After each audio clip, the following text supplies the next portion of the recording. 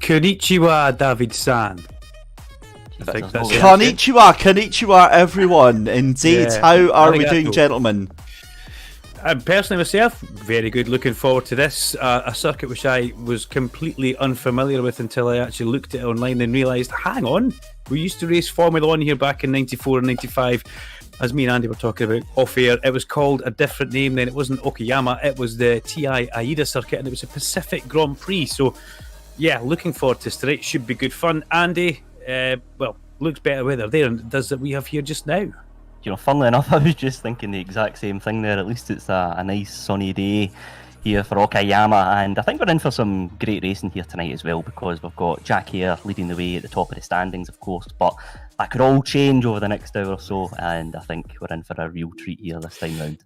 Yeah, standings on screen just now there. Well, standings on screen for me anyway. Jack Hare at the top from Sandy Mitchell, Stuart McFadden. Stuart McFadden quickest last night in free practice, will we call it that, Andy? We will. Vic Covey, I'm going to say a surprise fourth place ahead of Michael McPherson. Jordan Gronkowski down there in sixth place. He won't be too happy with that one. But there is still plenty to be done. This is round two. Alton Park last week. It's a bit of a scratcher circuit. You've got to see that. There's not a lot of room for error. And if you do get caught up in a melee, which when you've got 40 or whatever plus MX5s on track, Andy, the melees happen thick and fast. No, they absolutely do, and I think going to this Okayama circuit tonight is going to be music to the ears of the midfield pack in particular. It's a much wider surface, so that should hopefully mean that we'll see lots of takes in the three races that we're going to watch here tonight. And I think this will be an interesting one, just to see how drivers meet their way through the pack. And as we know well, Duncan, the first lap or two in both of these races is very, very important. If you bin it, if you end up colliding with another car, your full race is compromised. Well, the late great Ayrton Senna found out just how tight that first corner can be. He was T-boned by, if I'm not mistaken, it was a Ferrari. Now, which Ferrari was it? Was it Jean Alesi or was it Nicola Larini at the time? I can't remember. It doesn't really matter, but yeah, you're dead on there. It's very tight in certain places. The first laps you've got to get through.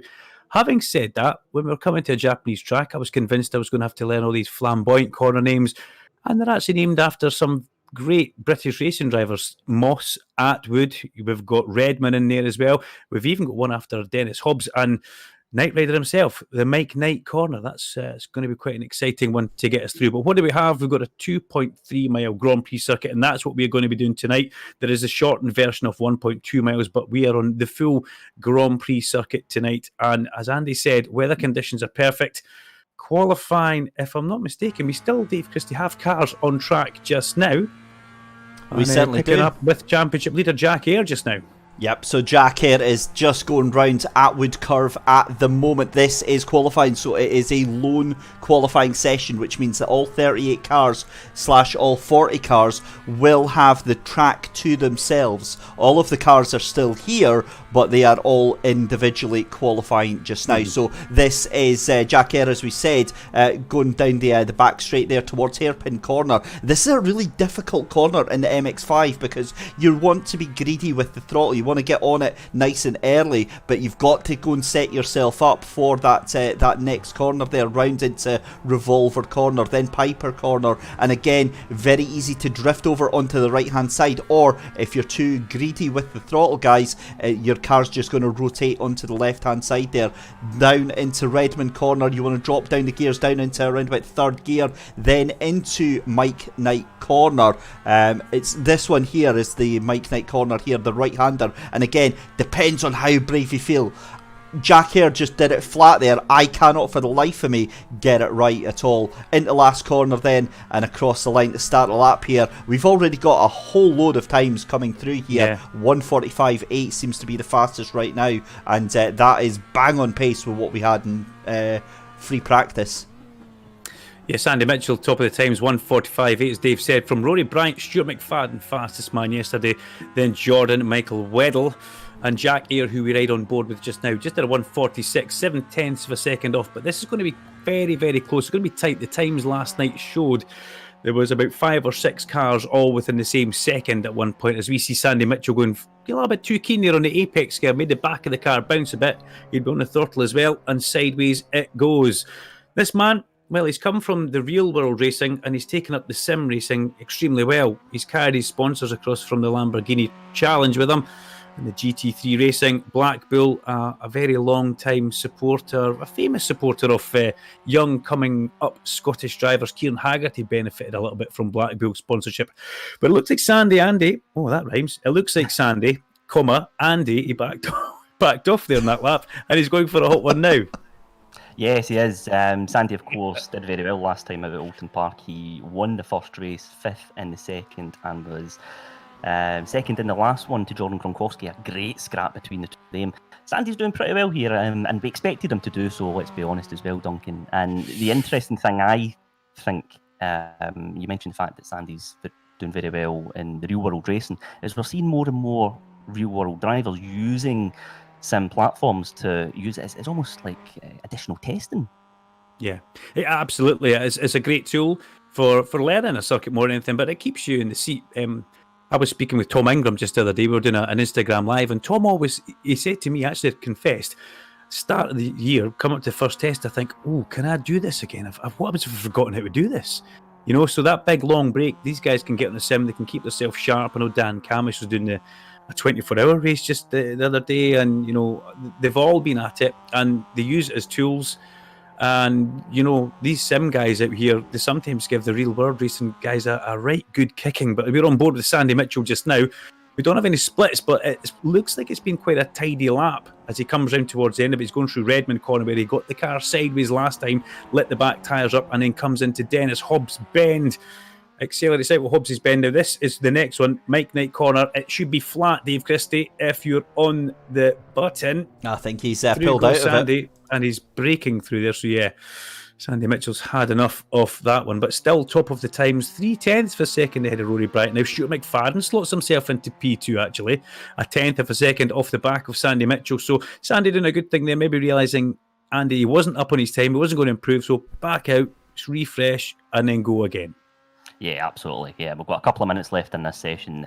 And, you know, Sandy will be aware of that. He had a comfortable lead up to this point, but Stuart McFadden's certainly asking some questions from him. So I think, yeah, still all to play for here as we follow Scott Smith, currently 13th place at the moment. Knockhill Garage mechanic and engineer, drone racer, bike racer, Scott Smith goes through. That's Atwood Corner. Now, this corner here, you've got to try and keep it as tight as you can to the inside. Every time you go through that corner, though, I guarantee every driver will think, I could have gone through there faster. But you've got to not let the car drift out mid-corner out towards the exit curb. You've got to try and keep it centre of the track or to the right. But Scott, another guy who's currently in 13th position, he's only 7/10 of a second off the fastest time. So very much there or thereabouts. Jack Eyre, currently, Andy, down in 11th place. And let's look a little bit further down. Let's try and find out where a few of the names who we would expect to be further up. John Higgins Jr. down in 23rd just now. Cameron Ritchie was a man who you spoke about is in 20th. He's just been passed by Robert McGregor. But where's John Duncan, Adam Kyness et al? A lot further down than they would expect to be. And, you know, Andy, the annoying thing for these guys is, as we get Adam on screen, they're only 1.7 seconds off the fastest time, but that finds you in P30. Yeah, and it just shows how close the action is in this championship as well. You know, that we saw it last time out at Oulton Park. You can put a good lap together and you find yourself in 15th, 16th place, and then from there on in, bit of an uphill battle, because of course where you finish in the first race determines the grid for the second, and so on into the third when we've got that reverse grid for the top 8 finishers. So qualifying is absolutely crucial, as we know, in any form of motorsport, but even more so in this one, and that's not the way to do it. Hands up if you had a laugh at that. That is a healthy repair bill for Adam Kindness there. I was just going to say on that note, gentlemen, that was 16 cars that we had within 1 second of the leader. That is an absolutely perfect example of just how hard these guys and girls are practicing during the week to get themselves on pace. And then you look further down, I think, what's that, 33 cars, 32 cars we've got within 2 seconds of your pole sitter. That is incredible pace. That's incredibly tight, isn't it? And I believe Adam would have probably Control-Alt-Delete reset back to the pits, but we were lucky enough to get the full crash of that. Either that or Fiona came and handed him a child. So I'll give Andy the grid to do for race number 1 there after qualifying. Certainly Sandy Mitchell on pole position ahead of Stuart McFadden. Rory Bryant, third place. John Gronkowski in fourth. Kieran Smart, followed by Michael McPherson. Michael Weddle in seventh. Peter Butcher in eighth. Nathan Lamb in ninth. Cameron Evans 10th. Jack Hare is in 11th. And Tom Davis rounds out the top 12. Scott Smith in 13th place, Stuart Winus in 14th, Vic Covey in 15th, Blair McConaughey in 16th, Cameron Ritchie in 17th, Egan Pashley in 18th, Martin Buchan in 19th, and Del Smith in 20th. That is all we're going to have time for, because we actually want to go and catch the race for a change, ladies and gentlemen. The cars making their way onto grids. And gents, who's our we're going to borrow the Knockhill commentary 50p piece, and we can split it three ways. Okay, 50 pence piece. I'm going to go for Sandy Mitchell because he's on pole and I'm a glory hunter. That's the best way to say that. Sandy Mitchell, but he's going to be pushed pretty hard by Stuart McFadden. If Rory Bryant can keep it on the track, he's not yet actually on screen yet. He's about to pop in behind those two cars. Can Rory Bryant do it? Jordan's up there as well. Andy, I think it's going to be a cracking race. Absolutely. If Stuart McFadden can get a good start here as well, he's got every chance of hanging on and picking up maximum points. So very, very interesting to see how this one plays out. And then you've got the mid-pack as well. We've got Vic Covey starting in 15th. We've got championship leader Jack Hare down in 11th, just beside Cameron Evans. There's fast people dotted and spotted all the way through. Higgins further down, Duncan further down, Struan Robertson as well. And we're not far away from the start of this race. All the cars now, if I'm not mistaken, are on the grid. We wait for the lights to come on. As we look to the top left, we have a countdown, but it's counting upwards. So we'll just go with whatever happens in the next 10 minutes. Yep, exactly. For this race to unfold. I think we've got the timing beam is about to get underway. Here we go then. Here we go. 2-minute countdown, and lights are about to go on. We've got lights on, we've got 3, we've got 4, we've got a full complement of lights. Can Mitchell get the jump down towards the first corner? He gets away, and it's a good start from just about everybody. McFadden cuts across the nose of Rory Bryant, but it's going to be Sandy Mitchell who holds the lead in through turn 1 here as they all filter through. You don't want to make a mistake this early in the race or get caught up in an accident, which is a bit needless.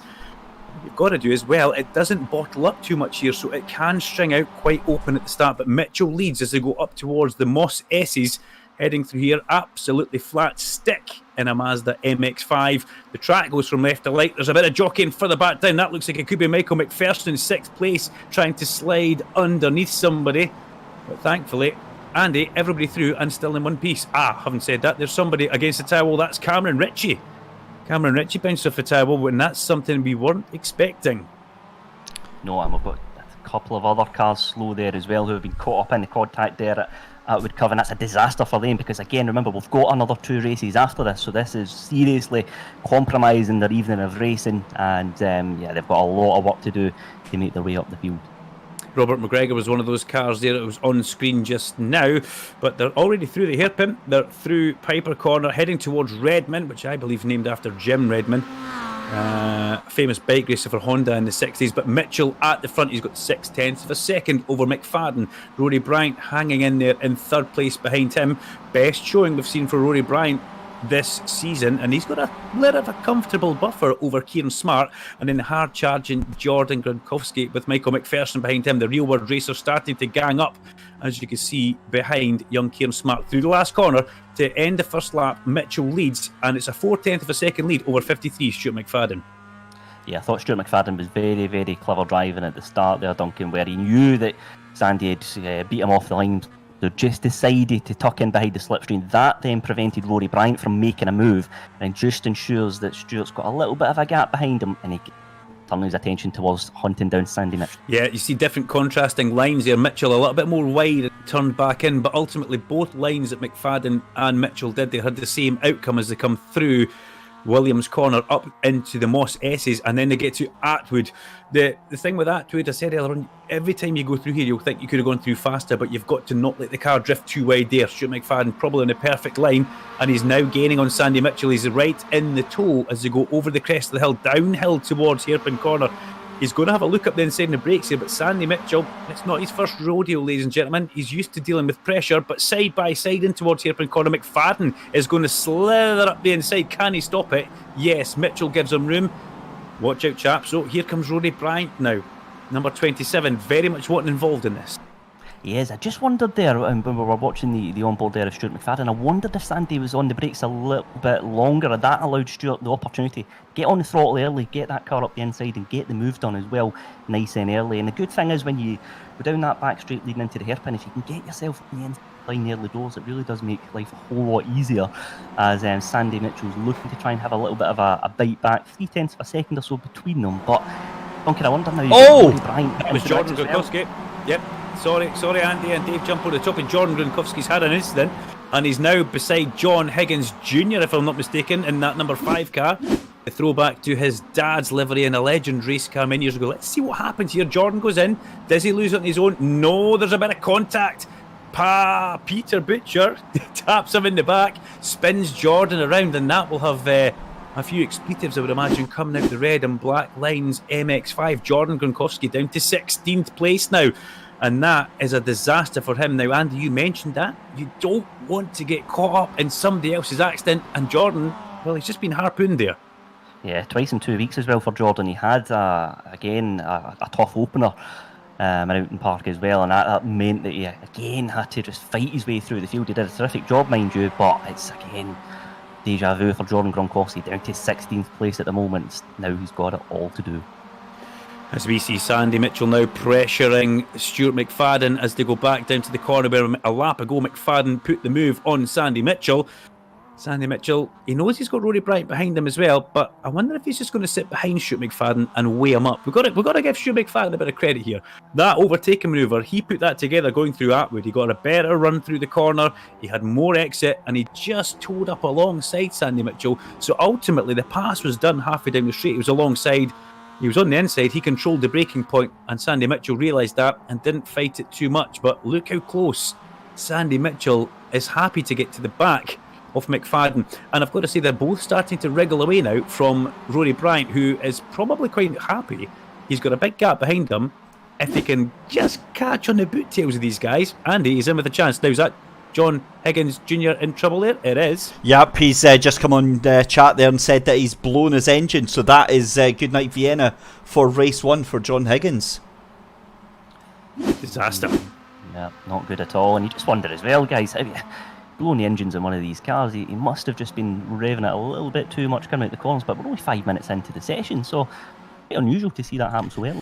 Yeah, you'll find that 9 times out of 10 you'll do that on a downshift. You'll end up stretching the motor on a downshift as Sandy Mitchell trying to go down the brave move. That you've got to watch. There's not a lot of runoff there. A couple of wheels in the gravel, and look at that. These two battling has brought Rory Bryant right back into it, and that's just what Rory Bryant needs. He needs these guys just to have a little bit of a fight, give him a glimmer of hope, and there he is again. Mitchell, I've got to say, Sandy's looking a little bit lively. I don't want to say ragged because he's better than I am, but he's looking a little bit lively and keen as we come over the crest of the hill down the straight. As we look further back behind the Michael Weddle, the next car, with Michael McPherson, Cameron Evans, championship leader Jack Eyre is in 7th, with Scott Smith up to 8th, with Vic Covey and Nathan Lamond rounding out the top 10. And Duncan, just on that note, it's Atwood's curve. That seems to be the problem for Sandy Mitchell. He takes it a little bit wider. He did that, and that's how Stuart McFadden got past. He did it again, and Rory Bryant perfectly entitled to just stick the nose up the inside and have a little look there. Andy, I don't know if you've driven the circuit, but I believe you've got to try and get as close to that apex gap all the way around. Even though it's inviting to let the car drift out towards the exit, you want to keep it as tight as you possibly can at Atwood. Correct me if I'm wrong.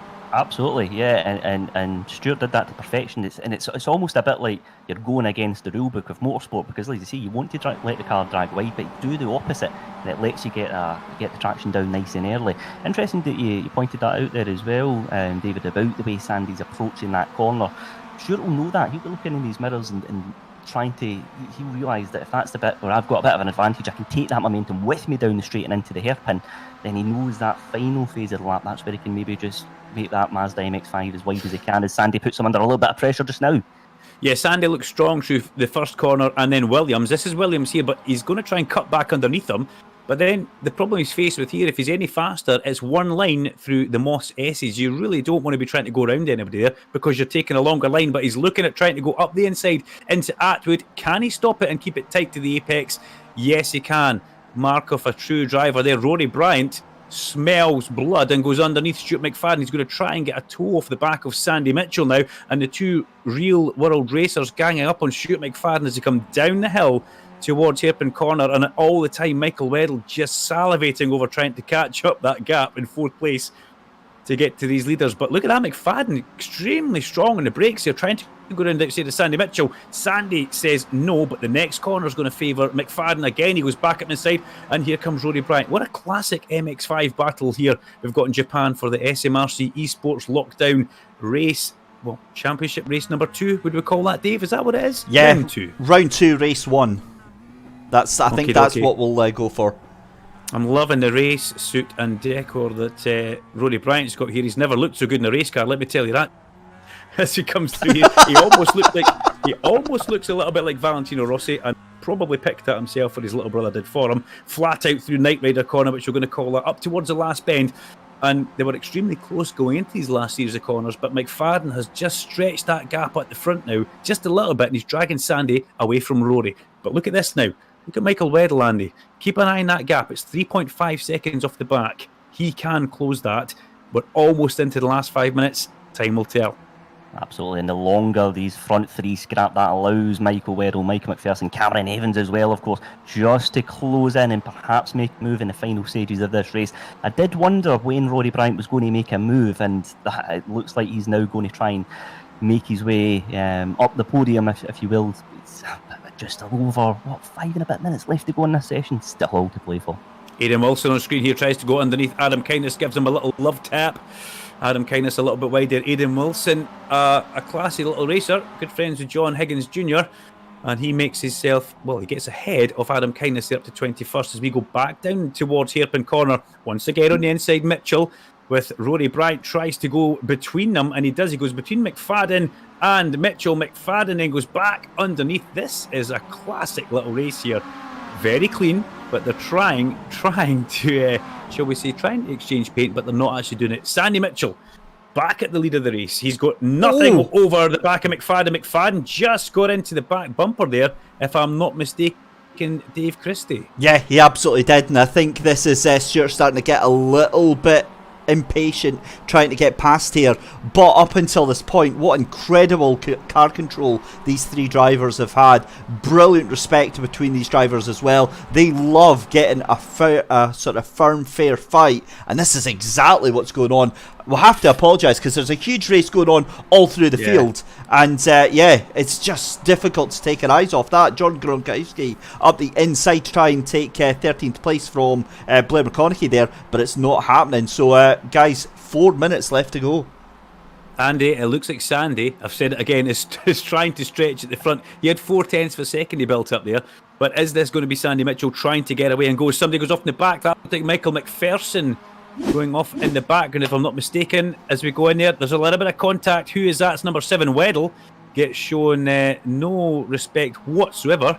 Almost mounted by Michael McPherson going in there. Scott Smith gets past, but back at the front, can Sandy Mitchell pull away? Can he break them on this last couple of minutes here, Andy? I'm just watching Rory Bryant there, Duncan. He's tried the same move round that wood curve the last 2 laps round, trying to follow the leader and just make his way into P2. It's not quite worked out for him this time round, but he's got the slipstream onto Stuart McFadden. That puts Sandy Mitchell in a decent position as well, because then it means he's got a little bit less defending to do, I reckon. As we see Jack Hare now look to try and make a move up the inside there to secure P5 from Cameron Evans. He does that. And this is the order that it is at the moment could quite easily be very, very different at the end of this race. It could be. I'm watching that gap. Michael McPherson obviously having that little bit of contact with Weddle. 4 seconds is the gap back behind, or round about that. Bryant will be happy with that. He knows he's basically on for a podium here. And I have to take back, as saying Rory Bryant was just hanging in there. He's right there. He is right there. He could pick up a win here very easily as we come in towards the last couple of corners here through Michael Knight Corner, which is effectively a flat out right. And then, as Andy Alston said in the off chat, this reminds him of Catalunya, these last 2 corners as they come through. But now look, half a second in the favour of Sandy Mitchell in the Black Bull sponsored number 78 Mazda MX-5 over Stuart McFadden, and McFadden has about the same over Rory Bryant. 12 minutes 40 out of a 15-minute race. The sectors pop up there. So Mitchell faster in the first 2 sectors, but then slower in Sector 3 and Sector 4. And as you were saying, Andy, that's the first kind of half of the lap, and then after that, Stuart McFadden takes over again. Yeah, absolutely, and a clever bit of driving from Sandy Mitchell down the back straight there as well, trying to break the toe from Stuart McFadden to prevent him from making a move into the first corner. But yeah, it's a really, really interesting tactical battle between the two of them, and throwing Rory Bryant into the mix there as well is just making it all the more interesting, because again, a little over 2 minutes left in this first heat. Rory looks like he wants to try and make his way up the pack. I think that's Michael Weddle on the comeback there. Jordan Gronkowski is in the middle of that as well, and Peter Butcher also. Hang on to your hats and stand by the fire bottles if we were in America here. This could go anyway. Come down towards Hairpin Bend here. They're all darting about trying to get position, and thankfully everybody gets through there. But just further up the road, Jack Ayer has had a stormer of a drive, guys. He's kind of been a little bit off the radar, and we need to kind of say that, but the championship leader has kept his nose clean, and he's come up to 5th place now as we ride on board with him, and he's all over the back of young Michael McPherson, who made that error, shall we say, with Michael Weddle. And will that resolve in a protest? Well, we'll only have that after the race. Time will tell. But this guy here, the championship leader, showing his class in car number 13. Yeah, absolutely. He's made up 6 places in this race and looked very good last time out in Open Park as well. Was a P4, 1P3, and a driver who just seems to almost go under the radar a little bit as well. Just very consistent. Just doesn't get that car into any dramas. And I think you'll be pretty happy with that opening performance here tonight. This is the last lap, if I'm not mistaken. Looking at the timer at the top, we're into the last minute, and they can't get. So Sandy Mitchell, with that little bit of a buffer over Stuart McFadden just now as they come up towards the Moss S's. Now we're getting a replay here of Sandy Mitchell coming into turn 1. Look at the gap. It's a big enough gap there. What does Sandy do here? As you see him braking, well, it's a big lunge up the inside from McFadden. Not a lunge up the inside, just trying to catch up the gap on the brakes there. And I've got to say there, he didn't really gain too much. If anything, he lost a little bit more as Mitchell goes through Williams. But they're already through Atwood, down the hill towards the hairpin for the last time, defending by Mitchell. He'll hold that inside line, and McFadden, if he wants to go round, will be the outside, Andy. And he's already done that once. Yeah, absolutely. Good bit of defensive driving there from Sandy Mitchell. And just look, Rory Bryant seems to have dropped off a little bit as well. So it looks like it's going to be a 2-horse race to win the opener here. Stuart McFadden's looking to make that car as big as possible in the Mitchell mirrors, but see if he can make a move here in the last couple of corners. Yeah, what he could do out with Redmond Corner. Sandy Mitchell has been coming through Redmond and going on a way in towards Hobbs, but he's up the inside before he even gets there. It's a great move, and he shows Mitchell the edge of the track. Mitchell stays on it, tries to come back up the inside, but it's not to be.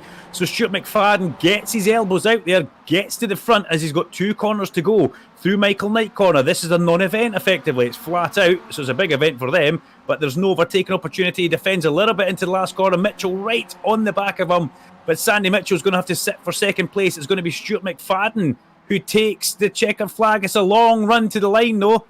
Hold on to your hats here as we see McFadden from Mitchell, 600ths of a second, and Rory Bryant on a fabulous 3rd place gets himself on the podium.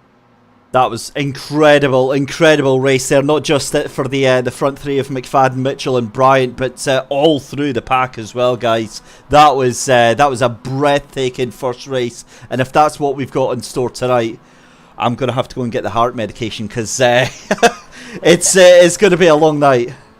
That's one thing as well, Andy. It's a big, long run to the flag there. Well, obviously had a stonking last corner, but what a power move that was from Stuart McFadden. I thought he was going to save that for the exit of Redmond Corner, but he up the inside, on the brakes. Fabulous stuff, Andy. Absolutely, and he just closed the door to Sandy Mitchell and no more. It was very, very tight between them. Even tighter going into the last corner as well. Sandy got a very good run out that corner, but credit to Stuart McFadden. Very, very brave on the brakes and a stunning overtake to win the opener here tonight.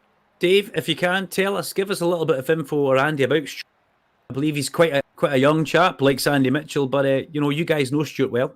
Yeah, certainly. So I used to race with Stuart as part of one of the weekly leagues that happens here in iRace, and very young lad. I believe he's about 18 or 19 now. He's been on iRacing since about the age of 13 or 14 years old. He's the Scottish Autograss champion for his division. I think that was a couple of years ago, and is now trying to evaluate his options on getting onto the track and getting himself, you know, a real life racing career started up. But incredibly fast behind the sims, and it always used to annoy me because I would try my hardest and he would just be so devastatingly quick behind the wheel. So yeah, definitely one to watch. But we are getting ready, guys, for our next race already. A minute and 30 left to go. Stu McFadden going to take pole position. And Dunk, do you want to take us through the grid this time? Yeah, McFadden on pole from Sandy Mitchell with Rory Bryant and Michael McPherson row 2. Jack Air Championship leader maybe with Cameron Evans alongside him in P5 and 6. Scott Smith alongside Michael Weddle with Vic Covey and Peter Butcher 9th and 10th. 11th and 12th for John Gronkowski and Martin Buchan. 13th place then, Blair McConaughey, Igor Filipic in 14th place, Nathan Lamont in 15th, Tom Jones in 16th, Scott Hunter in 17th, Egan Pashley crashed out of the first race there, finishes in 18th place, Kieran Smart in 19th, Raymond Davies in 20th position. And let's head down to the grid and watch this race. Looking forward to this one, and my bad maths, I believe that Sandy Mitchell will now be leading the championship, and the lights are already out down towards the first corner. McFadden against Mitchell. McFadden with the good jump. Rory Bryant in third place here. Andy will keep her eyes for the melee further back as well, but as the leaders come through turn number 1, and McFadden and Mitchell, the Double M show at the front away, at the front again through Williams, and they start to try and wind out. They want to try and drop Rory Bryant, I would imagine, quite quickly here, as we see for any happenings further back. Jack Air with not too bad a start. He's in 7th place. Scott Smith has got up a position ahead of Jack Air, and that's a big scalp for Scott Smith, car number 101 to take. Yeah, it certainly is, and Sandy Mitchell's made his way past Stuart McFadden there into the Atwood curve. That was a good move. There's Rory Bryant's looking to get the toe in there as well and see if he can make his way into second place. Look at that look at that onslaught of cars there behind him. This could all end in tears as we go into the hairpin. It's like a herd of MX-5s down the back straight, and it's going to be Rory Bryant coming up the inside. Can he stop it? Yes, he can. And the SMRC paddock gasp in amazement as Rory Bryant leads second, and McFadden goes back to the inside, but Rory Bryant tries to hang on round the outside. He gets a little bit crossed up, and McFadden goes back through. Mitchell also underneath Rory Bryant there. And then further behind them, the dust getting kicked up. We've got Cameron Evans, Scott Smith, Michael McPherson, and Jack Air. Somebody spins round in the back. A bit too far away for us to get an eyeball on that, but Rory Bryant has now got ahead of Sandy Mitchell. So, got to say, credit to Rory Bryant here as we're looking further back down at Ian Pittman. Oh, and that's an engine. You saw the big puff of smoke there. That's an engine letting go, and more chaos behind him. I think that was Dale Smith going off the track. Scott Hunter has a moment as well. That happened right in front of John Higgins Jr. as well. Ian Pittman engine going. So another replay of Scott Hunter here. Aidan Wilson gets a big hit in the side as Scott Hunter goes round. And I've just noticed that they've got spectators. It's strange seeing spectators at a racetrack these days, isn't it? Actually, let's hope we get that back pretty soon. But Ian Pittman's still stranded on the apex of Hairpin Corner, but McFadden at the front from Bryant, and then Mitchell. They've had a little bit of place swap in there, Andy. But look at this. Look at 4th place coming up towards this fight. Cameron Evans. Yep, just thinking that there. Cameron Evans has had a very, very good start to this race, and I think he'll feel a little bit hard done by after the Open Park opener. He's a very, very quick driver, and this gives him the perfect opportunity to show everyone what he's all about here, as he's probably just ever so slightly out the slipstream range, I would say, as we head into the hairpin. But Cameron did a very, very good job on the consoles last year, and he'll be looking to put in another good performance here in the iRacing Championship. Michael Weddle underneath Scott Smith, and Ian Pittman still in the apex of that corner. How's that car still there? And they're all getting after that. Jack Air manages to sneak through. Scott Smith, Michael Weddle are all involved in this one with Peter Butcher. But yeah, Cameron Evans will be upset after that Oulton Park one, especially after the commentator's curse that he was under when you said, keep your eye on him. He's going to be fast. Race number 1, well, he ended up somewhere halfway up Clay Hill from what I remember. But yeah, hopefully he can really come back strong in this one. But how is Ian Pittman's car still sitting on the apex of that hairpin bend? Well, quite honestly, he should have taken that back to pit lane. So what happens is when you hold the escape key, it automatically takes the car back. So if he's still sitting on the track, race control are not going to be too happy about that one. They may, in fact, he has retired his car, so he is no longer sitting on track, but that could have been a race ban from race 3 if that was the case. So 5/6 tenths of a second is the lead for McFadden over Bryant, but Rory Bryant has next to nothing over Sandy Mitchell. Sandy Mitchell definitely on a comeback here as we see Scott Smith defending from Michael Weddle. You can defend how you like. Weddle will go up the inside. A bit of damage on the front right of Scott Smith's 101 car. Side by side through the Moss S's. This could go any which way, and Jordan Gronkowski want a piece of this as well, and Peter Butcher is on the wrong side for Atwood.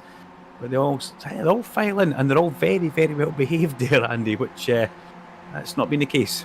No, it's certainly gone against the grain of this race because there's been a lot of door banging in the opening 4 minutes of this one, which has been quite a contrast to race 1. I've just been keeping my eye on the live timings as well. Stuart McFadden's just posted the fastest lap of the race, a 1:46.3. Rory Bryant's dropped to third now with a 1:46.8. Sandy's at a 1:46.7. So Stuart's certainly got a little bit of pace in that MX-5, and can they get a bit of a gap between both Mitchell and Bryant? That is the big question going into the next phase of this race. Other names we should keep an eye on: 10th place for Jordan Gronkowski, Kieran Smart just now in 13th place, Sam T. Spinell 14th, and there's a bit of jumping about because Michael McPherson says he's out of the race, but we'll give that just a minute to see exactly what happens here. John Higgins Jr. 21st, and Aidan Wilson, can't even see Aidan on the screen actually, to tell you the truth. So it's all happening here as we are 5 minutes into the consolation, as it's called, and that's a big overtake going through there. Kieran Smart, that's a corner. Dave Christie was telling me that really it is flat out through there if you get it correct in one of these cars, but you're still very much hanging on as they come across to click off another lap. 4/10 of a second is the lead for Stuart McFadden from Sandy Mitchell and Rory Bryant just now. McFadden and Mitchell now exchanging fastest laps of the race. Sandy Mitchell just going there at 1:45.5.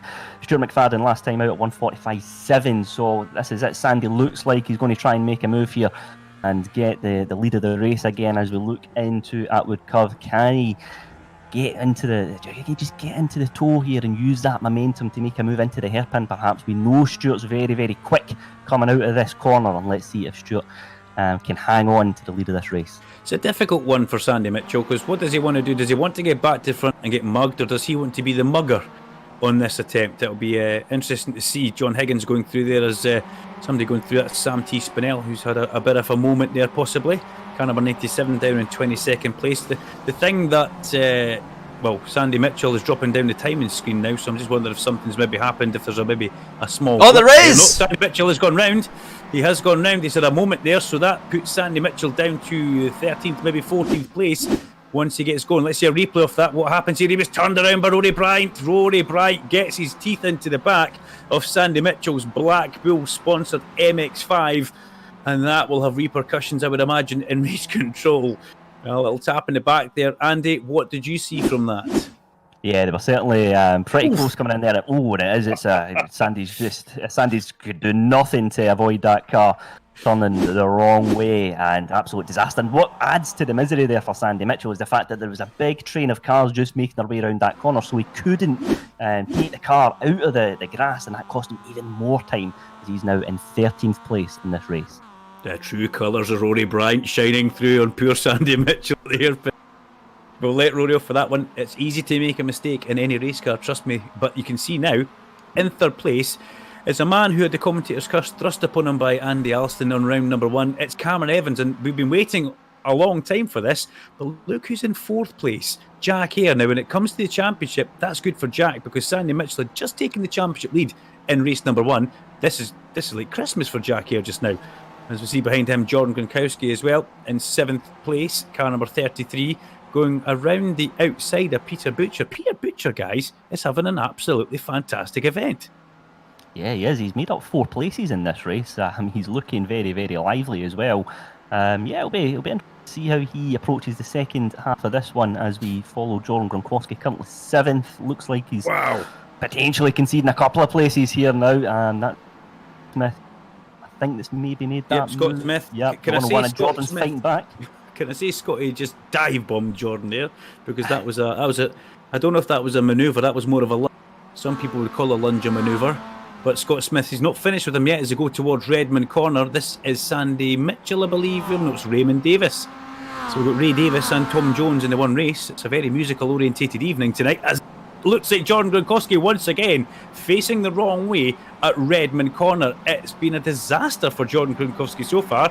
2 spins in 2 races. Now, was he pushed or did he jump? That's the question. The replay comes in. Scott Smith tags him in the back left, and round goes poor Jordan.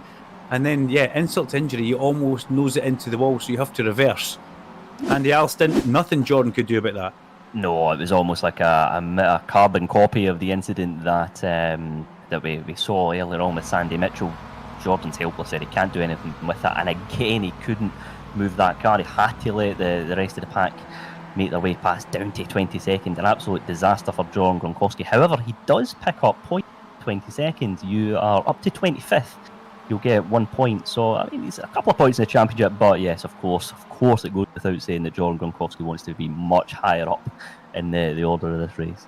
Young Tom Davis, the student from St Andrews, in car number 19, 17th place just now. Love the colour scheme on that car, the green, white, and I think that's a dark blue or black.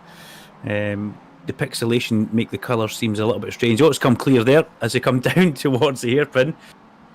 Well, that was a shocker for Gronkowski, and we've also seen a shocker for Sandy Mitchell, but what's Tom Davis doing here? He's trying to go around the outside. He's very brave doing that. Blair McConaughey, is that Blair McConaughey just ahead of him? It is car number 34, position number 16 for Blair, and these guys are swapping positions. This racetrack really does lend itself to what we would class as a switchback, out wide, underneath somebody, and the next corner kind of rolls in, so there are plenty of overtaking opportunities here, but there's an awful lot of people, Andy, getting themselves in kind of errors and mistakes as Raymond Davis tries to go underneath there, if I'm not mistaken. He does try to go underneath Kieran Smart, but Kieran Smart, not his first rodeo, holds him off. Yeah, Raymond Davis is having a very strong race as well. He started this one in 20th up to 13th, so he's really making moves in this one. Another driver just slightly up the road, Robert McGregor, he's made up 12 places in 11th. So it's like we were talking about just ahead of the races getting underway here, is when you're in kind of that midfield pack, this track really lends itself to getting the opportunities to get the overtakes done. So it's still very much all to play for with a little over 4 minutes left in this race. Rory Bryant faster than Stuart McFadden on the last lap round. I think that's possibly Bryant's personal best lap of the race. As we look from Ray Davis back towards the incoming chairman, Vic Covey's going to have a go. S's. Ray Davis stays out towards the far side. That leaves the door open at Atwood for Covey, but Covey, well, he's holding back there. And watch this. See if you go wide, see how much you actually lose by going wide there. Covey takes the perfect line going through the corner there, and that will set him down the next straight, downhill, and also put him on the inside as well. Next car behind him, car number 90, Tom Davis. As we have a look at the top speeds, battle for 10th. There's so many cars in this battle, it's difficult for us to keep our eyes up on. As Covey again goes up the side of the hairpin, we have got 3 minutes of this consolation race to go as we pick back up with Sandy Mitchell, who was unfortunately turned around at the hairpin, if I'm not mistaken. Correct me there, Andy, please. It was the hairpin, wasn't it? Yes, by Rory Bryant. Yeah. Yes, he was. He's made up a couple of places over the last few laps. He's got Martin Buchan just up the road ahead of him. So, I mean, all is not lost yet, but he does want to finish in 8th in this one, because if he does, then he starts race 3 from pole position. But if he stays in 9th, he'll start the race in 9th, because don't forget, we've got that reverse grid to contend with here as well. What about John Higgins Jr.? He blew up an engine in race number 1. Where do we have him on the timing score pile on this now? 17th. Is that back of the grid up to 17th? That's pretty special. There's John Higgins here. Dave Christie picks up on that kind of lime green U-Pullet style of MX-5, and he's got Jordan Gronkowski behind him, and he's also got Igor Filipic as well, and those guys in a bit of a battle. But if that's come from the back of the grid for John Higgins Jr., that's a serious comeback drive with Blair McConaughey just up the road in front of him. But he's going to have his handfuls now, and his hands are going to be full of that number 33 car of Jordan, chasing him down, going through the moss corners. Couple of minutes to go, but it's getting towards the jaggy end of the race, and there's only 9/10 of a second gap at the front. Yeah, absolutely. And this is the key corner around this circuit. This is where lots of drivers are making the move. Atwood curve, keeping the car nice and narrow on exit. and then trying to use that slipstream to get the move done into the hairpin. As we now look at Sandy Mitchell, he's on the inside trying to make that move on Martin Buchan, and he does so. Can he make it stick though? Into 8th place in this race with a couple of minutes left. Martin Buchan will look to try and have a nibble back into the fallen corner. Can't quite make it stick though, and Sandy Mitchell is now in the prime seat ahead of this evening. Yeah, he's got to try and catch up with Scott Smith if he can, but Stuart McFadden, who we picked back up at the front, it's been a pretty standout event for him so far. Race number 1 was sensational, and he's looking like he's going to take a second victory here as we go on to what will be the last lap of the race. He's got 0.7 of a second in his pocket over Rory Bryant, and Rory Bryant will know that he's got a big gap behind him to Cameron Evans, who will be delighted with a podium. Let's see what happens and unfolds in this last lap, because it can only take one tiny little error from Stuart McFadden and Rory Bryant will be all over him. Last time round, Rory Bryant was 0.2 of a second faster than Stuart McFadden as they go through Williams. And as we see that just now, the comparison, it's lap 6, 7 and 8. Rory Bryant has been coming back towards McFadden. Yeah, he absolutely has. And I think Rory will be quite happy though too. I mean, of course, if the move's on, he's going to go for it. But I think this is going to be very, very important for Rory's championship bid, because P3 last time out, if he can get the car on P2, it's a good haul of points, and that's going to really leapfrog him over quite a number of drivers, particularly when we're seeing some of the likes of Michael McPherson, Jordan Gronkowski. They were both 5th and 6th going into this one, so it's been a good couple of races so far for Rory Bryant. As we pick back up with Jordan Gronkowski down in 17th place behind Blair McConaughey, just ahead of Junior, as they go over the crest of the hill down towards the back straight. I'm keeping my eyes on the front, as Dave Christie obviously is as well, because this is what we need to see as they come towards what is Redmond Corner on the inside of the circuit. This bit very reminiscent of the last 3 or 4 corners of Catalunya, and Stuart McFadden majestically turning the little MX-5 through here with great ease. As we pick up a replay, Blair McConaughey, Jordan Gronkowski. Does Jordan go up the inside? No, he doesn't. There's a little bit of contact almost further back. Oh no, not again. Jordan Gronkowski gets turned around as out of the last corner comes Stuart McFadden. He weaves towards the line and he takes a cheeky little double here for race number 2, round 2 ahead of Rory Bryant, Evans, Andy, for a fabulous, well-deserved third place. Yeah, absolutely good result there for Cameron Evans. He'll be more than happy with that one. Credit to Stuart McFadden as well in that final half of the lap. I did wonder if he was just going to plank that car on the apex and go very, very defensive, but he didn't. He was very, very confident. He thought he had that lead of the race covered from Rory Bryant, and again, a very strong performance from him.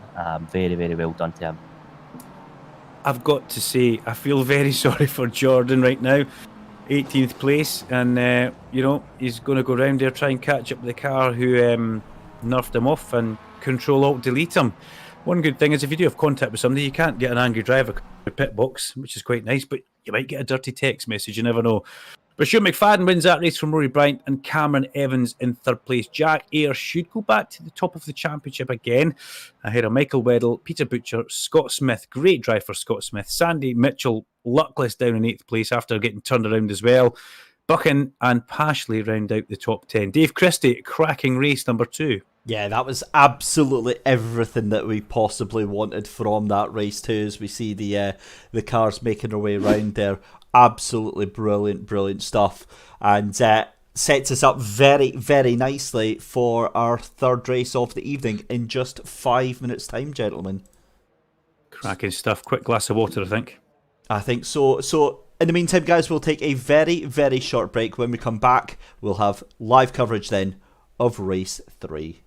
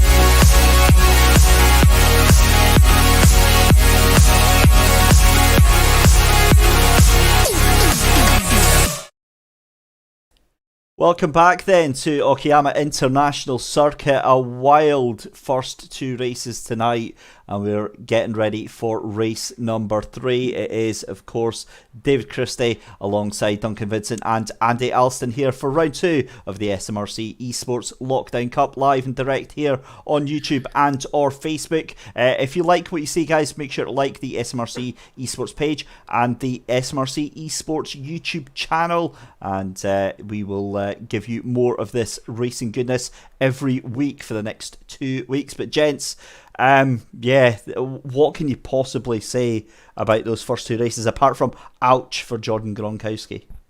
Well, the championship leader had a bit. I'm not going to say got lucky there, but he's definitely made hay in the Japanese sunshine, hasn't he? When you think about it, Sandy Mitchell getting turned around, Jordan Gronkowski got turned around. I lost count, Andy, how many times he actually went round. Was it 3 or was it 4? Oh, yeah, I mean, I think Jordan probably wins the award for being the unluckiest driver here tonight. You know, he's just getting into contact here, and the car's just not playing ball. He's not got any chance of trying to correct the spin, and it's really compromising his races here. So he'll be keen to end this one on a high, though.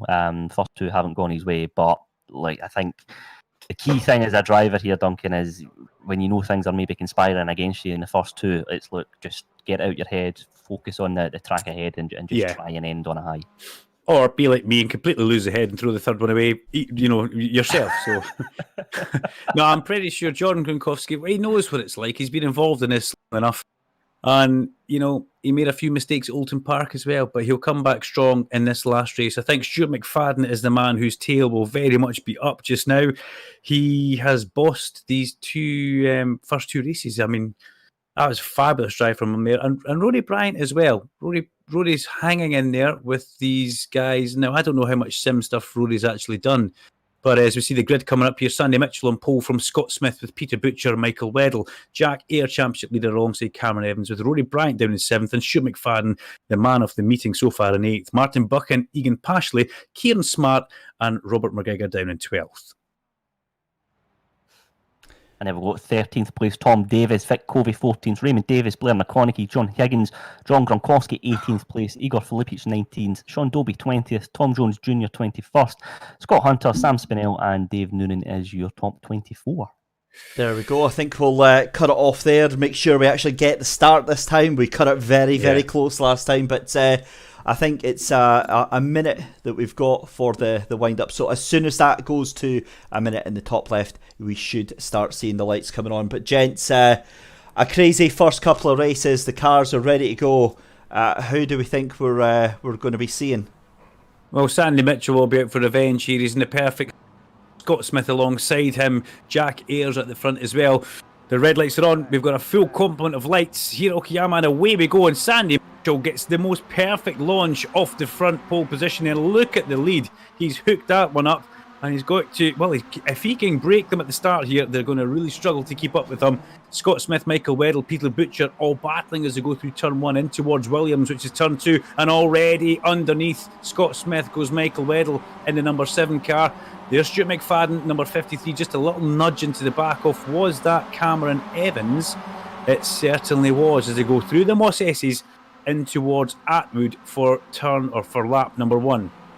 A great start from Michael Weddle. Look at that, he's up 2 places already, 2nd place in this race so far. But I have to say, Sandy Mitchell, that start there, you'll be hard pressed to find a better start, I think, in this championship. Almost a second between him and the chasing pack after that first corner. Superb stuff. Scott Smith dancing about in front of a few cars down there trying to defend his... Butcher tries to go, but they all manage to scrabble around there with just a little nudge in the side for Rory Bryant. Rory's quite happy with that one. Scott Smith ducks in behind him just now as they go through the infield Piper corner and along the short shoot toward Redmond corner. Look at Sandy Mitchell, 1.6 seconds. He really wants to try and break this and get a victory out of this weekend if he possibly can. Further back down, John Gronkowski turns around, Blair McConaughey into the gravel goes 33 and 34. It's going from bad to worse. Well, Jordan, he'll be desperate to get to the airport, chaps, onto that lovely Dreamliner and get back to Aberdeen, because it's just been a bit of a disaster in the land of the rising sun for Jordan.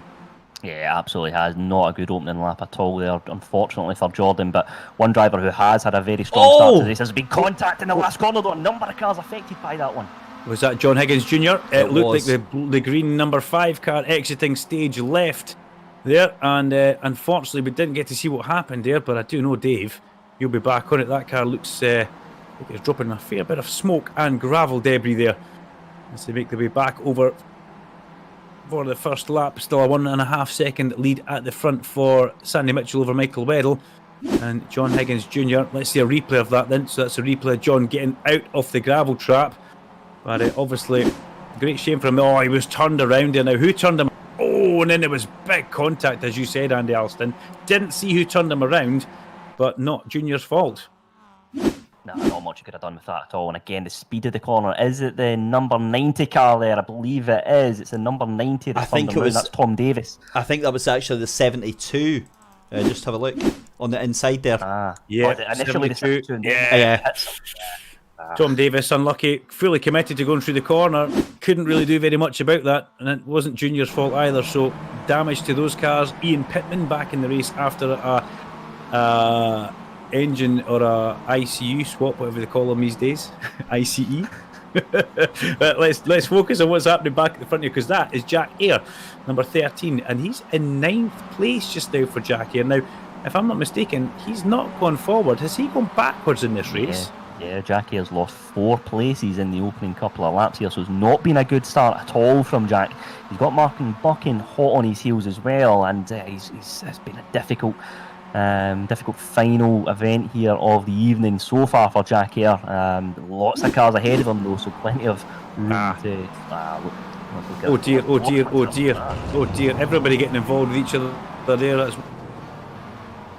And it's looking more like stock cars out there. Not that there's anything wrong with stock car racing, but this is meant to be a non-contact sport and there's people going around left, right and centre. It does happen though, trust me. I've done it myself when I've been playing, so don't worry. As we get back towards Jack Eyre, who's in 9th place, Sandy Mitchell still leads. It's a 1.3 second lead at the front now. 0.2 of a second have gone the way of Michael Weddle, with Rory Bryant and then Scott Smith. Stuart McFadden in 5th place, but he's got Cameron Evans trying to go round outside of him at Atwood Corner. That's never going to happen. We've seen, Andy, the inside line is king there all day. Yeah, absolutely is. And look at that, 3 cars taking that inside line as they make their way into the hairpin. Cameron Evans now, he's certainly going to be coming under a little bit of pressure into this one as they all get hard on the brakes into the corner here. Cameron Evans looks like he's going to lose out to Stuart McFadden on that occasion. Can he limit the damage though, because he's got Peter Butcher, Jack Eyre, Kieran Smart, Martin Buchan all looking to try and make a move as they make their way towards the final part of this lap. But it's Stuart McFadden that's come out top. He's now made his way up to 5th place in this race.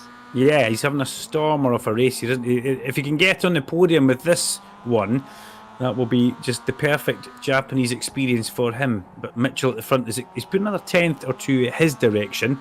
Let's have a look further back down, because we've got in 12th place we've got Sam T. Spinell. He's just behind Vic Covey Jr., then Egan Pashley and Robert McGregor are all together as well. And then there just seems to be everybody else in one big line, including 19th place Michael McPherson, Jordan Gronkowski and Blair McConaughey all together on track. That's 3, I've got to say, well, definitely 2 big hitters. And Blair showed us at Oulton Park. He's got a good old turn of speed around him. It's just not worked for him here. And obviously having contact with Jordan has put a bit of a dent in his reputation, not his reputation, in his race car, I should say.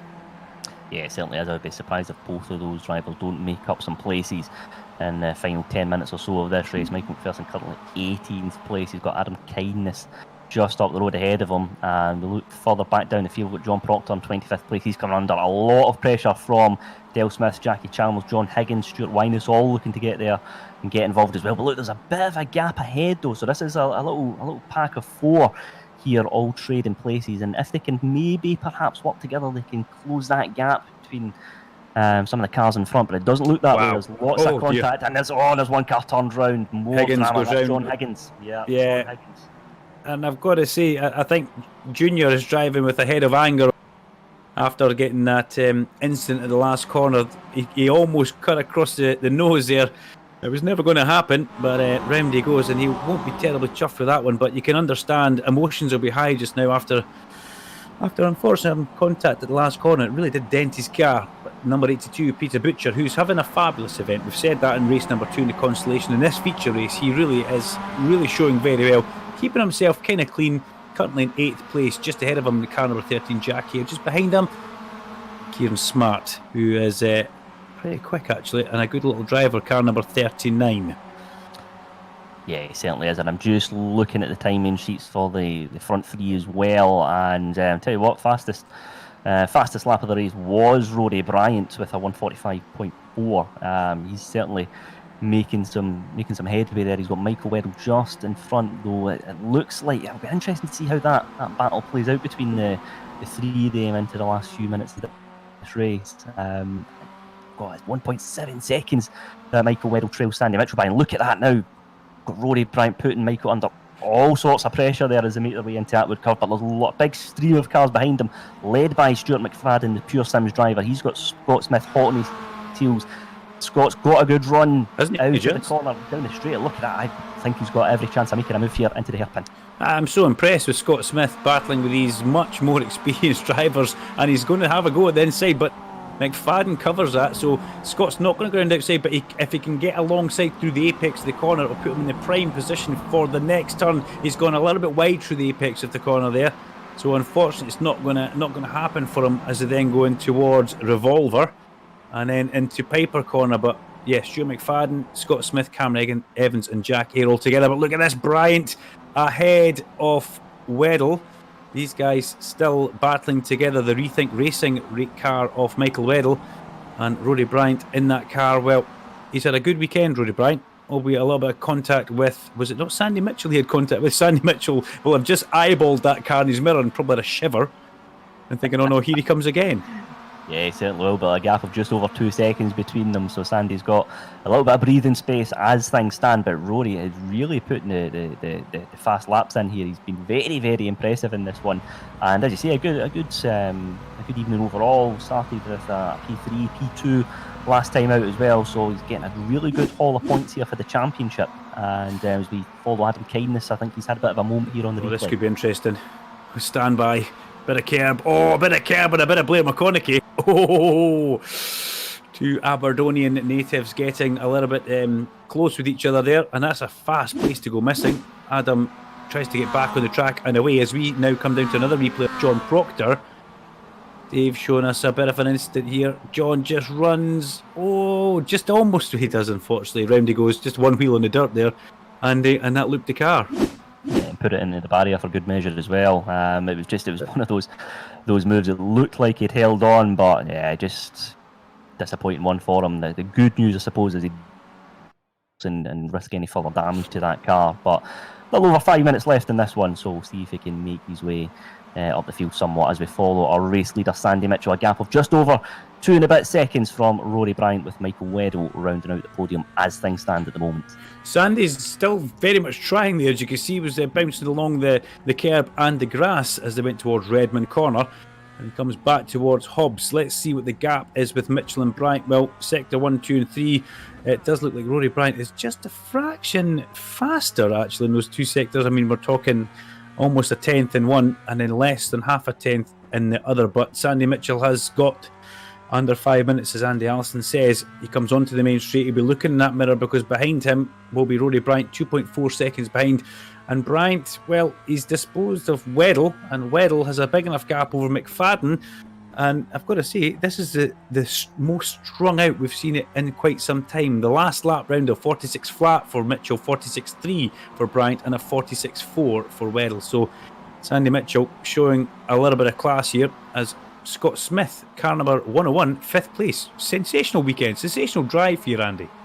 Yeah, Scott's done very well. He's had a lot of pressure as well throughout the three races here, and none more so here just now. He's got a couple of cars behind him, Cameron Evans and Jack Air, two fast drivers, and they'll be keen to make a move here as we look at the 39 car. Kieran Smart, it's a good move up the inside. Can he make it stick though? It looks like the 82's got the cutback, and it has indeed, and managed to retain that place. And he also had a go at Martin Buchan as well there. That's Atwood Corner at there. It invites you to take that punt up the inside, which he did, and then you can see he's almost lost one, and he's about to lose 2 positions, so they're all fighting ahead of him as well, with Scott Smith just going out with a shot there. But Peter Butcher holds that position up the inside of Kieran Smart. Now goes Martin Buchan, and he takes that, and Vic Covey is the next car in pursuit. But look at this.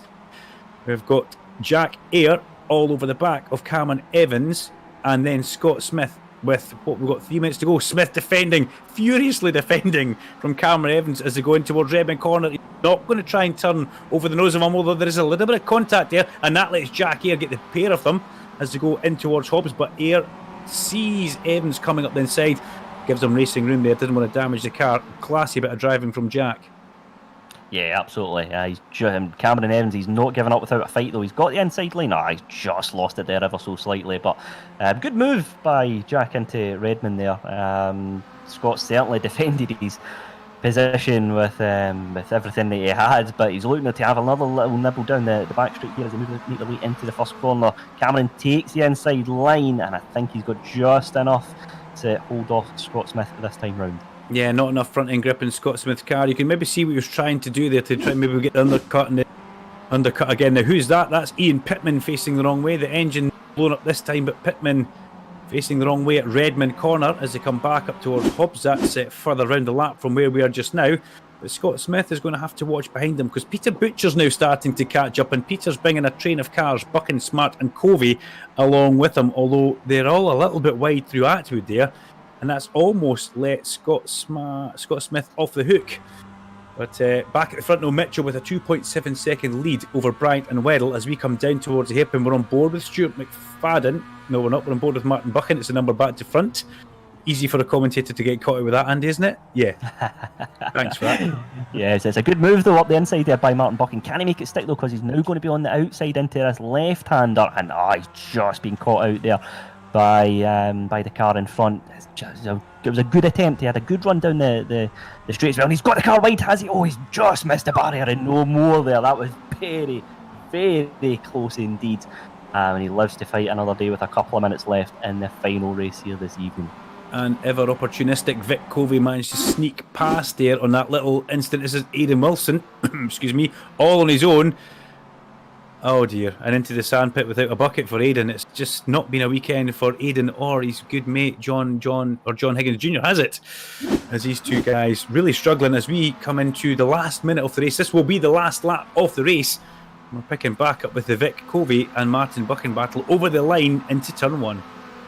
Yeah, it's been a really good scrap between the two of them. We've got Sam Spinell in 12th, who I have to say has had a very good race, up 11 places. And it was a similar story in race 2 as well. He's been a man really on the move throughout here this evening as we follow Jack Eyre. He's currently in 5th place. Cameron Evans hot on his heels. Scott Smith as well, looking to redeem a couple of places here in the last one. Will he make a move into that World Curve? Will he try and get the move done on the exit and down the subsequent straight? We'll have to wait and see. Jack Eyre looks like he's got just enough breathing space between Cameron Evans though, and this will be very, very tasty as they make their way down to the hairpin for the final time here tonight. I can understand why Dave's following this, because this is where the last lap lunges is going to happen. Everybody dressed, they're spaced out enough.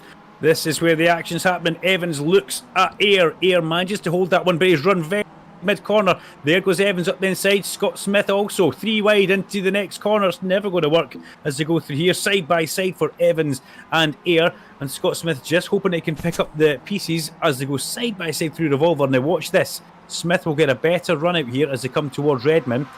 And this is us into overtime for this race now, as Sandy Mitchell makes his way along towards Michael Knight Corner with Rory Bryant and Michael Weddle all still together. Here comes Sandy Mitchell. Somebody facing the wrong way. That's Cameron Evans. It's gone wrong. Round he goes as Mitchell comes out to the last corner. It's a foregone conclusion for this one, Andy. Mitchell takes the victory, but all behind him, Bryant and Weddle cross the line. Then we'll get Stuart McFadden. Jack Eyre will just hold off Scott Smith. But really, Dave Christie, at some point, we'll need to try and get a replay to find out what happened to the poor Cameron Evans. But what a fabulous feature race. Mitchell comes back to kind of give himself a victory, which maybe he could have had earlier on. He certainly was facing the right direction for most of that race. Oh, it was Jack Eyre. Jack Eyre. Oh. Now, that's out of character, isn't it? What happened there? That happened too quickly, actually, for us. Sorry, Andy. That's just madness there. Look at that. No, Jack Eyre, I was just thinking he's had a very clean race up until that point, but I think he's almost got caught in two minds. Cameron's looked to try and close the door and He's come off worse. Yeah, look at that. He's tried to defend his piece of track and going into the left-hander, but I'd like to see an onboard view of that. If we can see an onboard view of that, Dave, because it's all happening so quickly that Cameron Evans just unfortunately getting turned around as we go on board with him here. It's the car behind we need to kind of see. Evans was in a straight line. There was no input in the wheel.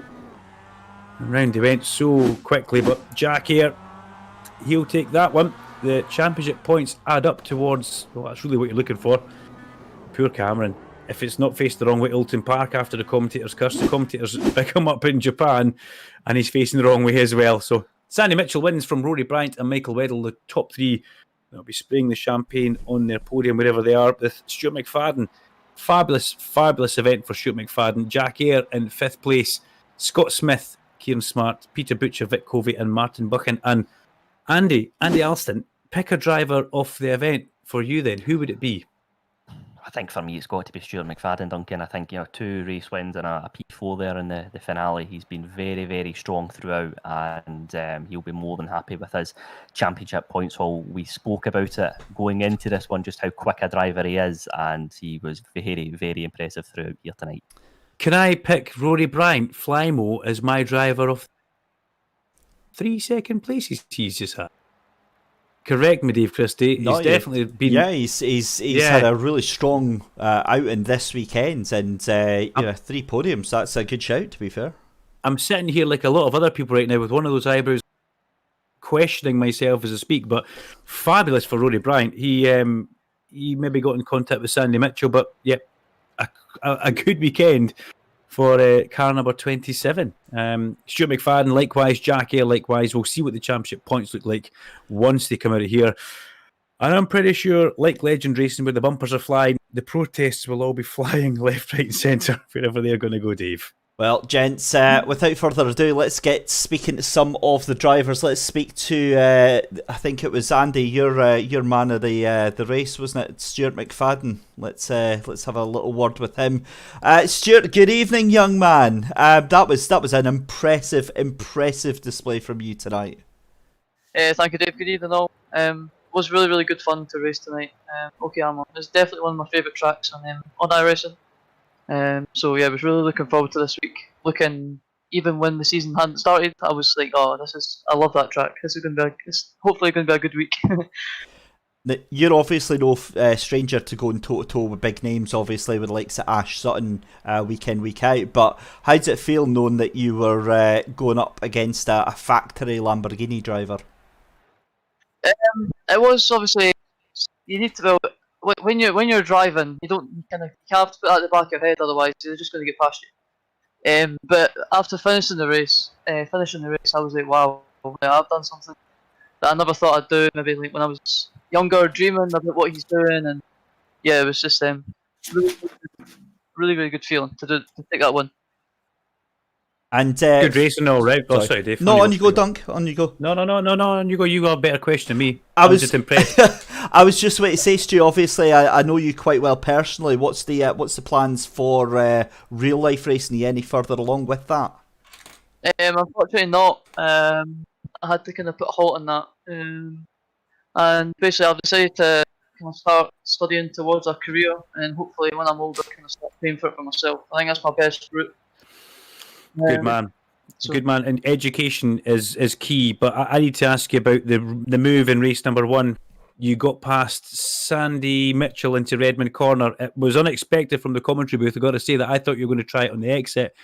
But a power move, a really good move. Talk us through that from what you can remember. So I was coming, I think Sandy made a little mistake going into that cambered hairpin, which obviously gave me a little bit closer going into that little section. And I thought about it, but kind of prior to him making that mistake to that left-hander, and I thought maybe I can have a go, maybe I can't. I'm not going to do anything stupid, just bag the points and go into race 2.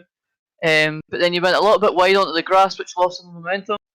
And obviously I actually got a really good run.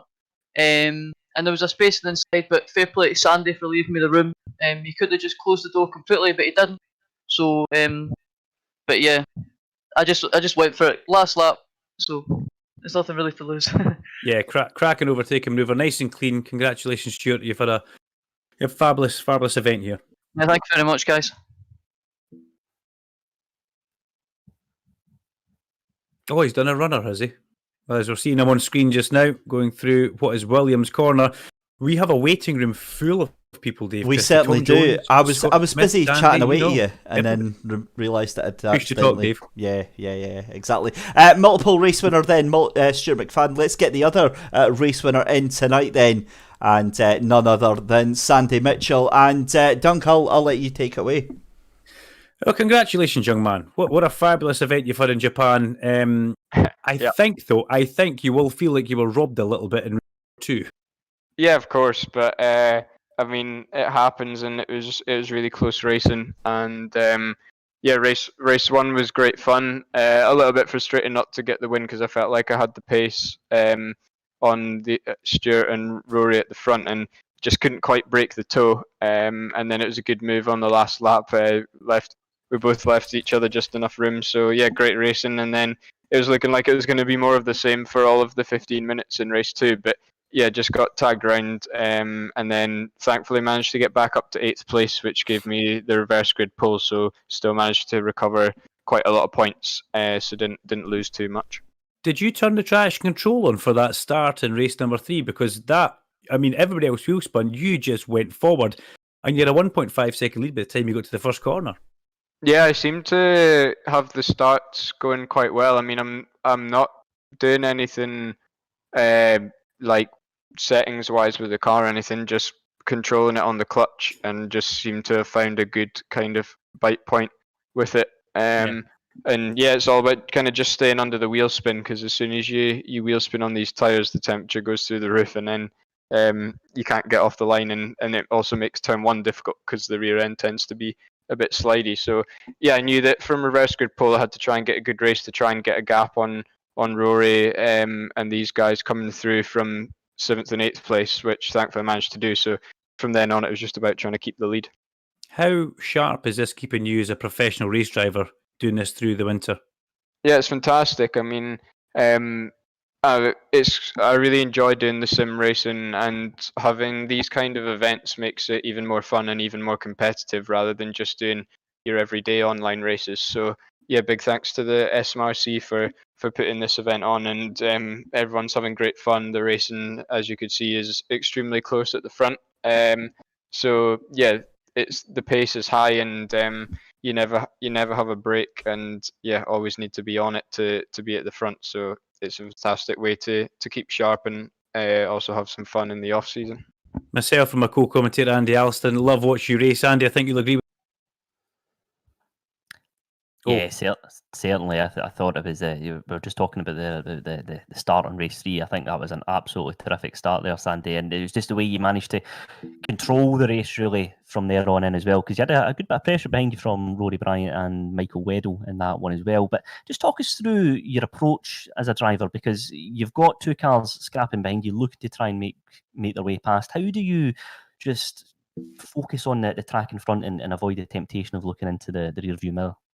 Yeah, it's not easy. I mean, like you said, especially the first half of the race, they were still quite close, usually only 1.3, 1.4 behind. So if they kind of gained another half a second or so, they would have been back in the draft, and then they might have managed to catch me up. So it was really important to try and keep that gap, and then it looked like I kind of kept my tyres a little bit better and managed to pull away in the second half of the race. But yeah, like you said, it's all about just trying to focus on each corner at a time, I would say, and not worry about the cars behind. Obviously, you kind of look at the relative gap, but yeah, it's all about just focusing on the next corner and kind of getting that in your mind as what you need to do for the next corner that's going to make that corner the best it can be, and then move on to the next corner after that. So yeah, Cool. That's kind of the approach, I would say.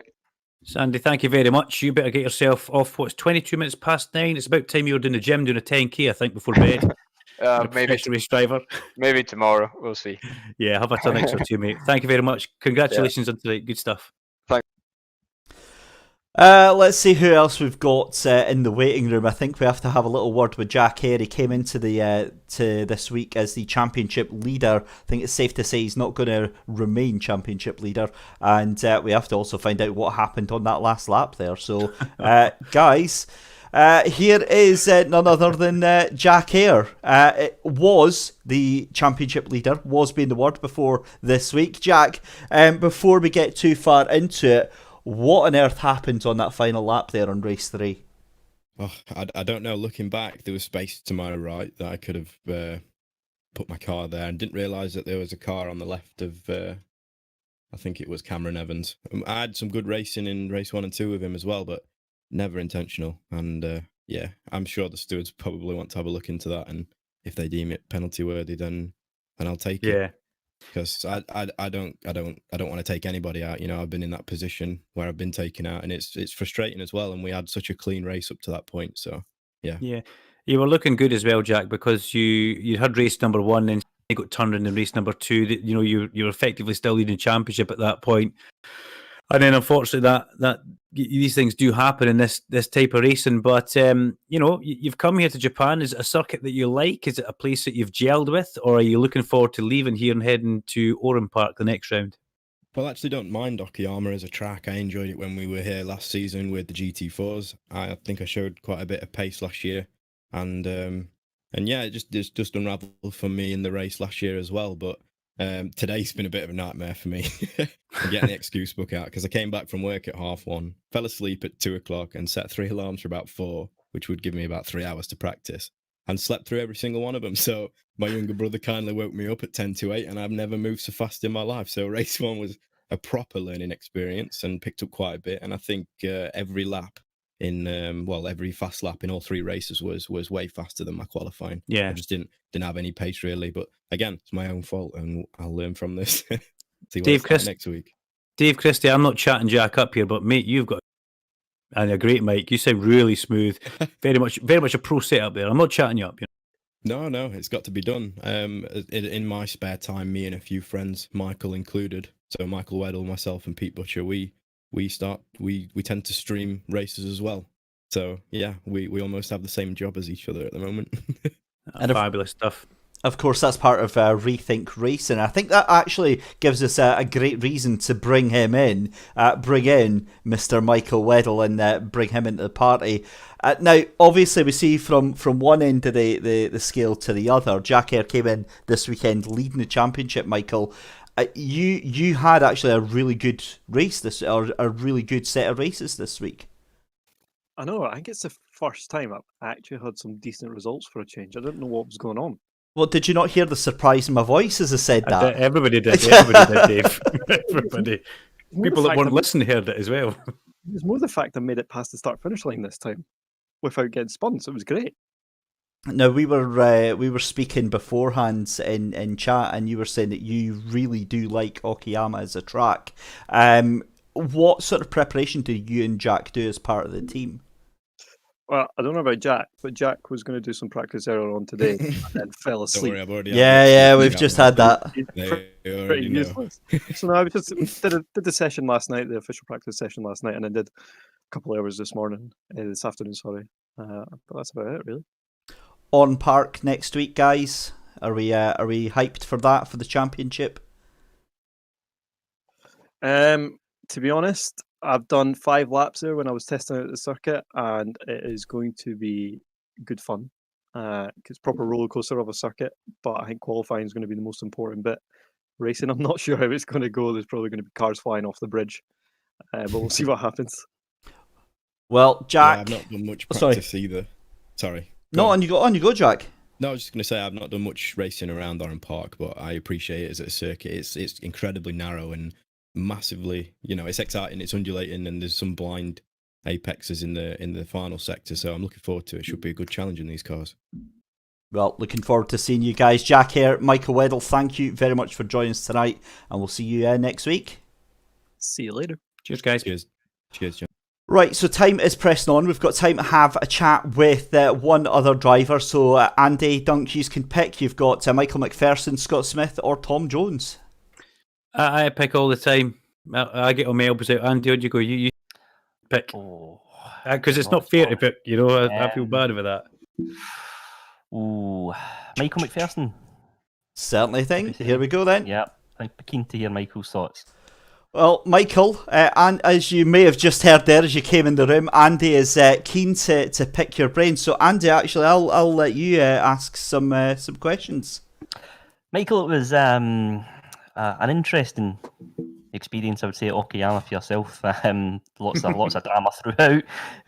Just start by talking us through that one from your perspective. I think interesting was a very polite word there. Yeah, first race wasn't too much to be proud of. My Wi-Fi is not great, but I'm not using that as an excuse. You just did, though, didn't you? Well,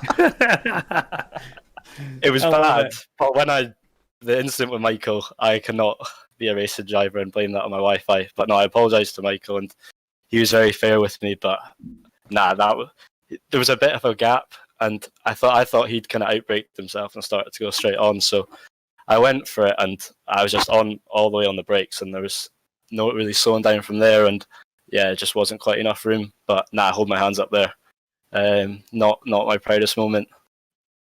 But then my Wi-Fi dropped completely, so I finished last anyway. So yeah, a bit of karma. I did see you put a little thing in the I think it was a paddock chat. What happens if my Wi-Fi goes out? But are you looking forward to leaving leaving Okayama and heading to Oran Park? Get something new. I quite enjoyed it actually. Third race was good. Starting from last, I don't know where I ended up in the end. I think it was maybe 14th or 15th, but. Yeah, I struggled a bit this weekend. Just didn't have much time to do much testing with work. Yeah. More excuses. I know. But, you're good, aren't you? Hang on, I'll get the book out. I'm running out. But no, I enjoyed the track, but I really liked Dalton. I was a bit gutted about the third race where Stuart tagged me, like not intentionally. But yeah, I think we would have left there with some really good points. But this round wasn't great. So now I'm enjoying it, and I've only downloaded iRacing and got a simulator a month ago, so it's all very new to me, but I'm really enjoying it. Wow, that's very wet behind the ears. And I asked Sandy Mitchell, how sharp does it keep him? And what do you think? Does this keep you sharp and on point throughout the long winter and a bit of lockdown we're having here, Michael? Oh yeah, well, I'm absolutely loving it. I mean, I've not had an awful lot of time to go on it with my work. I'm 12-hour shifts and at uni at the same time, so no, every minute I have had, I've not really been off it actually.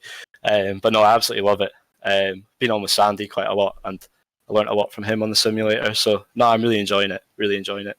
Fabulous stuff. And can I just say, you're not the only person with the book excuses. I've got mine living in my back pocket as well. So I look forward to seeing you at the next round, buddy. That's great. Thanks, Duncan.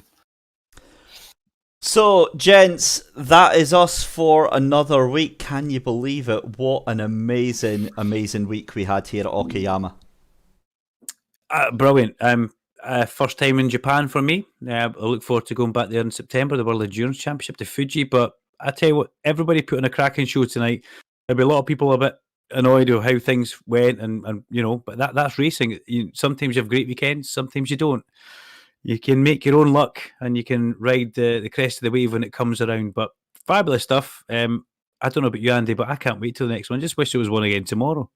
Yeah, absolutely. I had high hopes going into this one. I did think this track would produce some very interesting racing. It certainly didn't disappoint. The one thing that's really impressed me as well about the drivers is the camaraderie that's already been built up, and we're seeing drivers, if they've come into contact, they're quick to hold their hands up and apologise. Jack Hare, who we just heard from a few moments ago, a great example of that.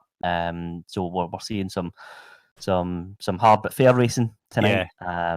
But I think it's a really, really good group of drivers, and we were treated to some Andy, racing tonight. You're bang on there. Everybody seems to, right now, people, great camaraderie, and that's a good thing, because it's a strange time of year. It's a strange place we're all in just now, and it's so easy to get upset with small things. So this is something that's keeping people going, and I'd like to know why Jordan Gronkowski never came in the waiting room. I'd love to have found out how Jordan's feeling right now. But he'll bounce back from a bad weekend in Japan. He'll come back strong at Oran Park, and I guarantee the number 33 car will be testing there tomorrow, if he's allowed. Yeah. Dave Christie pushed the button. Absolutely. Well, I was waiting on Andy jumping in there. But on that note, I think that is time for us to call it a night, gentlemen. Thank you very much to the 50 plus viewers that we had over Facebook and YouTube through the course of the evening. As I said, hit the like and subscribe button on YouTube and hit like on the SMRC eSports page. We will all be back next week for Oran Park for round 3 out of 4 for the SMRC eSports Racing Lockdown Cup in association with Sim Dynamics. Make sure you go and check them out. From myself, David Christie, though, from Duncan Vincent and from Andy Elston, thank you so much for joining us tonight, and we'll see you next week. Thanks, Dave. Thanks, Andy.